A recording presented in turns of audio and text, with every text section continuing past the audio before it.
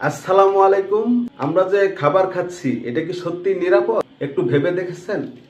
আসলে আমরা যে খাবার খাচ্ছি, শাকসবজি, ফল এবং অন্যান্য খাবার, এই খাবারগুলো কতটুকু নিরাপদ চিন্তা করে দেখতে হবে।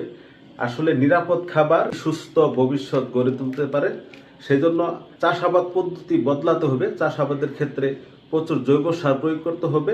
রাসায়নিক কীটনাশক এড়িয়ে জৈব বালাইনাশক ব্যবহার করতে হবে। এর মধ্যে নিম্বিসিডিন, বাইকাও, ফেরোমেন ফাঁদ, ইয়েলো ফাঁদ ইত্যাদি ব্যবহার করা যায়। এছাড়াও যদি কীটনাশক প্রয়োগ করতেই হয় তাহলে সর্বশেষ ব্যবস্থা হিসাবে সঠিক মাত্রায়, সঠিক সময়ে, সঠিক নিয়মে, সঠিক ওষুধ প্রয়োগ করতে হবে এবং প্রয়োগের পরে সেই কীটনাশকের মেয়াদ শেষ হলে সেই ফসল সংগ্রহ করতে হবে। তাহলে সেই ফসলটা নিরাপদ হবে, অন্যথায় কিন্তু ফসলটা আমাদের শরীরের জন্য ক্ষতিকর হবে।